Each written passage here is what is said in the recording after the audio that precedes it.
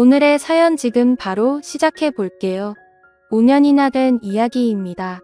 그때는 뭐가 그리 싫었는지 결혼해 보고 나니까 선배가 왜 그랬는지 이제는 충분히 이해가 가고 넝쿨째 굴러온 행운을 제가 스스로 쳐내려 버린 게 아닌가 하는 생각이 듭니다.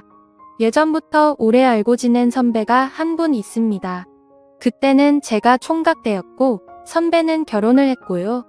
저도 직장이 생기면서 자주 찾아보지 못했는데 직장 생기기 전에는 이 선배뿐만 아니라 형수님하고 같이 해서 자주 만나 시간을 보냈습니다. 그런데 오랜만에 선배가 먼저 저한테 오랜만에 술 한잔 하자며 연락을 해왔습니다. 오랜만에 만나는 선배라 그런지 조금 기대도 되더라고요. 동종업계에서 일하는 사람이라 이 일 관련해서 경험적으로 배울 만한 것들이 있었고 그때쯤 저도 직장에서 자리를 잡고 있느라 물어볼 게 좀 있었습니다.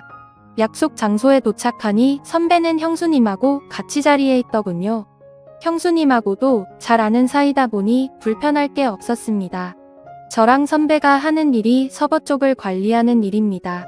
유지보수가 중요한 일이기 때문에 가끔씩 일이 생기면 회사에 불려나가야 할 때가 있었어요. 그런데 마침 선배 회사에서 시스템이 먹통이 되었다며 선배한테 연락이 온 겁니다. 선배가 전화로 이렇게 하라 저렇게 해봐라 지시를 하는데도 전화상으로는 해결될 기미가 보이지 않더라고요. 저도 그쪽 일을 하다 보니 어떤 상황인지 이해가 가고 선배가 전화로 지시하는 것만 봐도 공부가 되었습니다. 그런데 도무지 유선상으로는 해결이 안 되는 일인지 선배가 잠깐 회사 좀 빨리 다녀올 테니 둘이서 마시고 있으라고 하고 자리를 비웠습니다. 형수님하고는 이미 잘 아는 사이였지만 막상 둘만 있게 되니 뻘쭘했습니다. 단둘이는 있어 본 적이 없거든요. 형수님은 약간 범접하기 힘든 포스를 가진 분이었습니다. 저랑 동갑이기는 했지만 전혀 다른 세계에 사는 사람 같았거든요. 공부도 잘했고 해외에서 석사 학위까지 받아온 사람이었어요. 배운 여자에다가 세상에 힘든 일이라고는 한 번도 안 해봤을 것 같은 곱상한 외모를 지니고 있었습니다. 내조를 잘 아는 타입이라 제가 선배하고 자주 만날 적에도 항상 자리를 지키며 있었어요. 술도 입에 잘 대지를 않았었습니다. 저랑 선배는 한 번 마시면 끝장을 보는 성격이라 밖에서 마실 땐 형수님이 항상 정신을 차리고 있거나 선배 집에서 술을 마신다면 선배 재우고 저도 방에 자리를 깔아준 뒤에 뒷정리까지 깔끔히 마무리 짓고 잠에 들거나 하던 사람이었거든요. 현모양처가 있다면 형수님을 두고 하는 말인 것 같았습니다. 저랑 같은 나이라는 게 믿기지 않을 정도로 어른스러운 사람이었어요. 그런데 웬일로 저한테 술 한잔 따라 달라고 먼저 말을 건네더군요. 아무리 선배가 회사 일을 빨리 마치고 온다고 하더라도 왕복으로 1시간은 걸리는 거리였다 보니 못해도 최소 1시간은 둘이서만 남아있어야 하는 상황이었으니 형수님도 선배 때문에 제가 술도 못 마시고 1시간 벌 써고 있는 것보다는 저와 선배를 위해 형수님이 같이 술을 마셔주기로 한 것처럼 보였어요. 정말 속이 깊은 게 현모양처가 따로 없구나 생각했습니다. 형수님은 따지고 보면 저랑은 동갑내기 친구 사이였기 때문에 사실 저는 좀 편하게 대하고 싶기는 했습니다. 하지만 형수님이라는 관계적 특성 때문인지 어쩔 수 없이 제가 거리를 둘 수밖에 없더군요. 그래서 사실 그간 선배와 같이 시간을 보낸 만큼 형수님과는 따로 접점이 없었는데 그날에 참 많은 일이 있었습니다. 형수님하고는 단둘이 대화를 단 30초도 나눠본 적이 없었는데 그날 술 한두 잔 부딪히면서 이야기를 나누니 동갑이라 그런가 이야기가 잘 통하고 코드가 잘 맞았습니다. 사실 형수님이라는 걸 빼더라도 유학파 출신의 고급진 그녀의 이미지 때문인가 괜히 어려워했나 하는 생각도 들었어요. 대화를 나누는 동안에는 아무런 어려움이나 위화감이 없었고 오히려 동네에서 잘 알고 지내던 동갑내기 여자친구 같은 느낌이 들었습니다. 서로 죽이 잘 맞아서 한참을 떠들었는데 시간을 보니 이미 선배가 회사로 향한 지도 어느덧 1시간 반이 흘러 있었습니다. 형수님도 선배가 생각보다 늦은 이 전화를 했는데 선배는 금방 끝난다면서 둘이 괜찮으면 좀 더 마시고 있으라고 하더군요.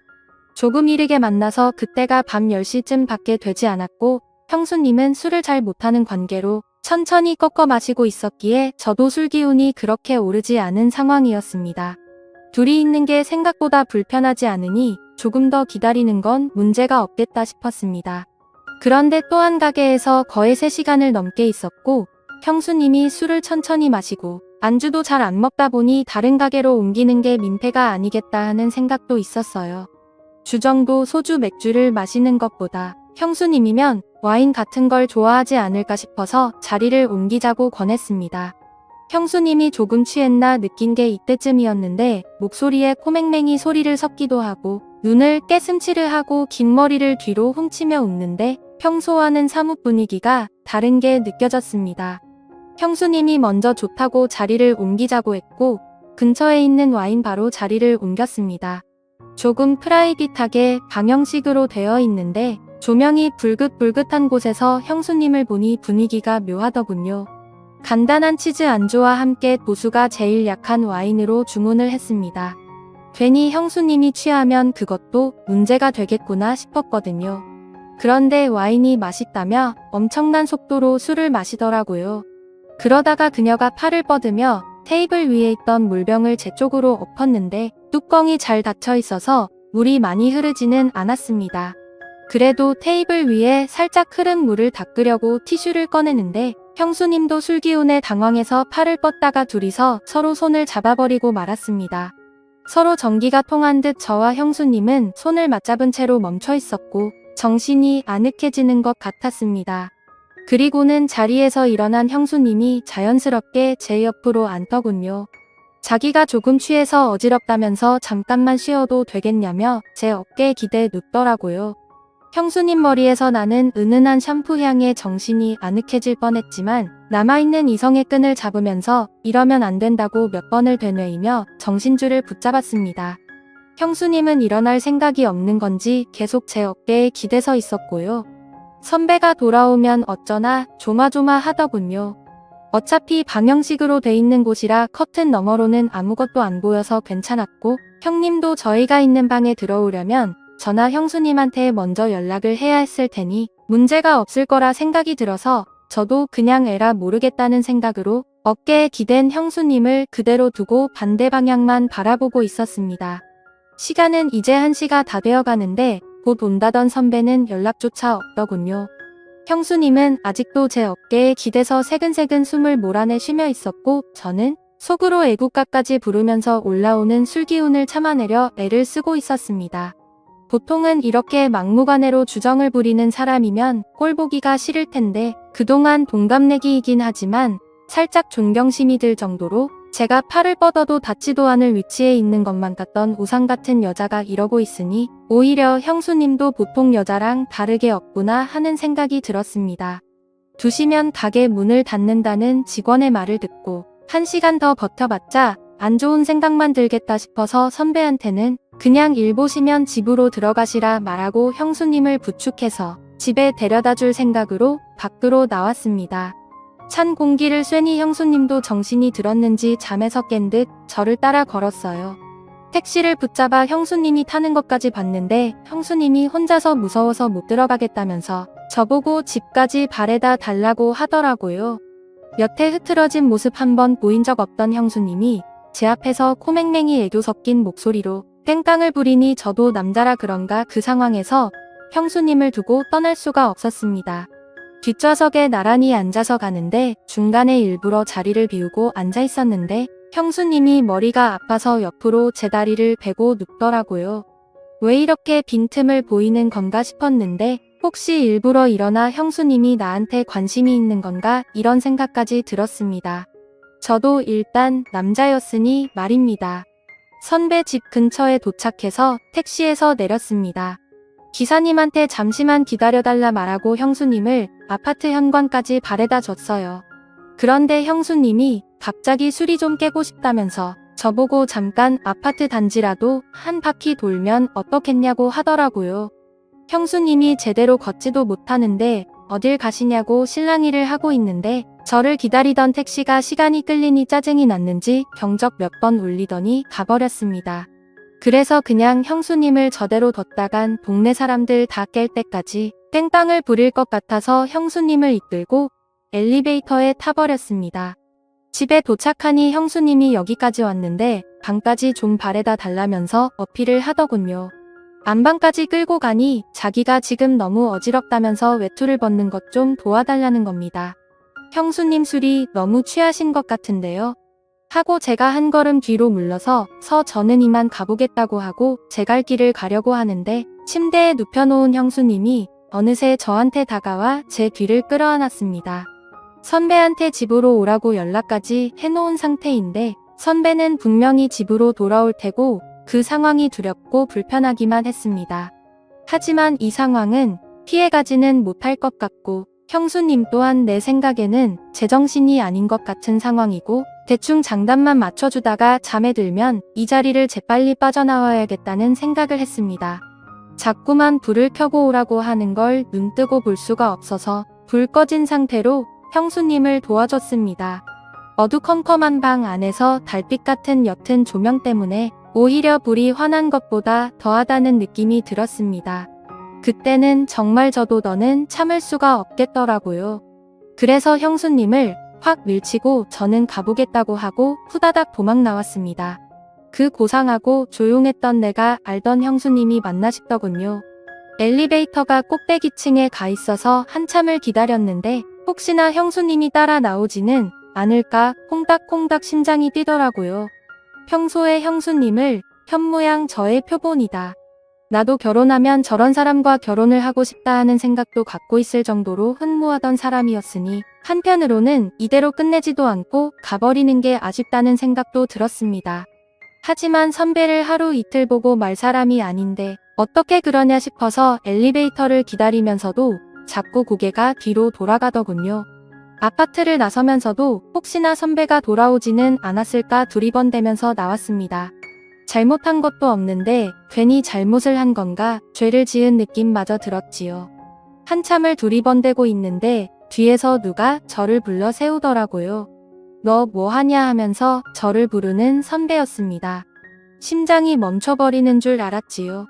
연락도 없길래 오늘 회사에서 밤을 새고 오는 줄로만 알았는데 말입니다.